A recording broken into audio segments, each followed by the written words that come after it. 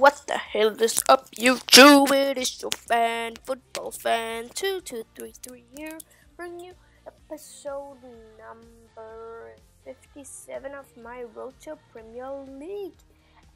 And as you can see, we go into the transfer window. So, in this episode, there will only be 2 games of gameplay, and then there will be some transfer related stuff. So we can call this a transfer time. We call it transfer time. So yeah, let's just jump into this episode of career mode, and you can see we're just moving on, and finally the transfer market is open.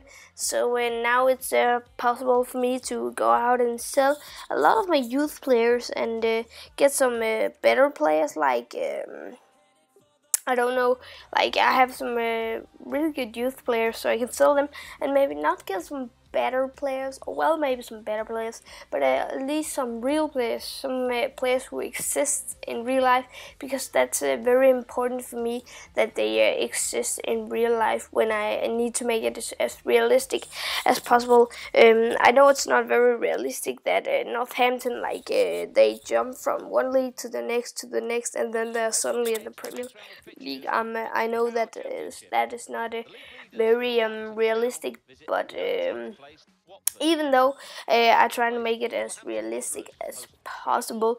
And as you can see, we're in the first place, and Wolves on the second place. They are only 8 points behind me. So if I fail a couple of times, they will suddenly go like on the first place. So I have a chance of maybe going down to the second place, but that's alright, because I will still promoted directly to the Premier League, and that's the most important for me. Let's say it's in that way.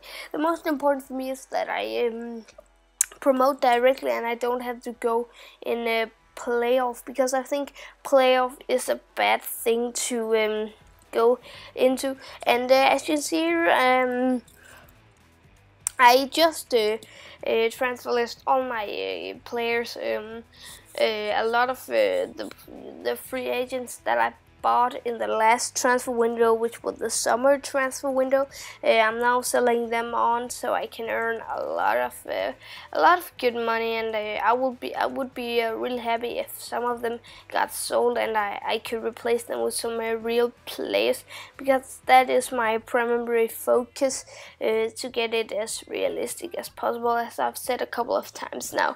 So I won't keep saying that. As you can see here, we're going to this game against Watford, I believe it is. Yes, Watford.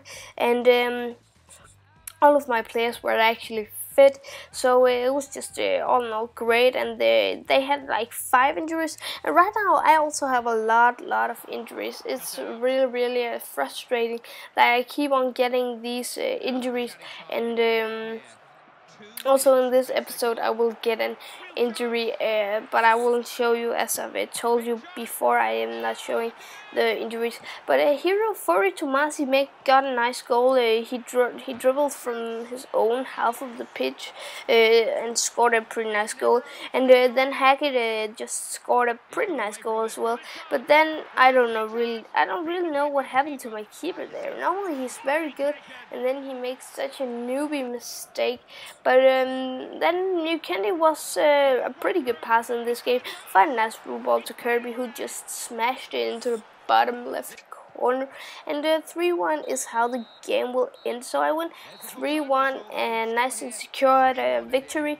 2 pretty good goals, one from Tomasi and one from Hackett in the no. That was not in the first half, was it? No, only 1 goal in the first half, and then 2 goals in the second half from Hackett and Kirby.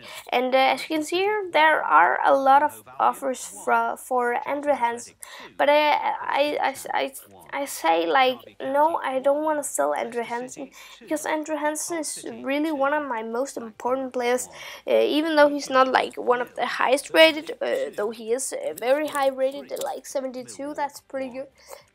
Pretty good. He's not he's not a lot of money worth, so that's pretty unfortunately. If he was like 2 million worth, I could imagine maybe selling him and maybe buy a better goalkeeper. But right now it's not something that I'm thinking of.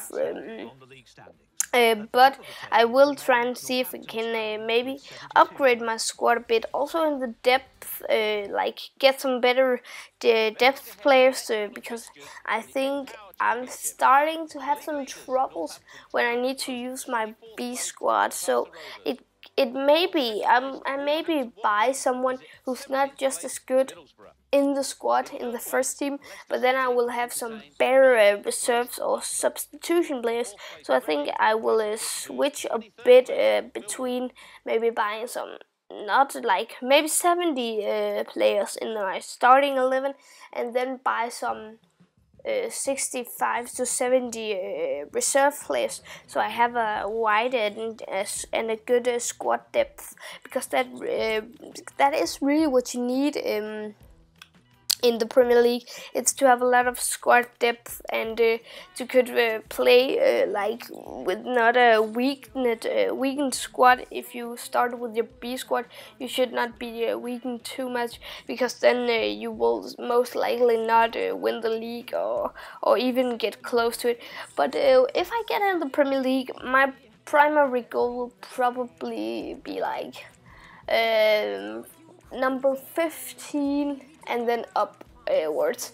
So top 15 would be my goal for the Premier League, and I believe that my squad is so good that I can fulfill that, because it would really mean a lot to me if it was possible for me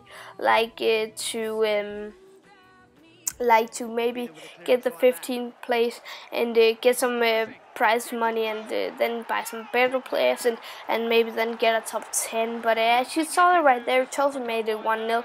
A nice finish into the bottom right corner, and then Harding gets the ball and a nice shot into the bottom left corner. So Harding and Tozer, two pretty good players, and then Barba, which I used at the left wing this match because I had injuries and didn't have the depth, as I just told you. I would like to have. I didn't have that in this match, so that's why I used Barba on the left wing, and I also used some of my reserves or substitution players, but you know who that is. And 3-0 is how this game will end, and the game will also end up this episode. If you did like it, please leave a like, a comment, and maybe subscribe to my channel, guys. It would mean a lot to me.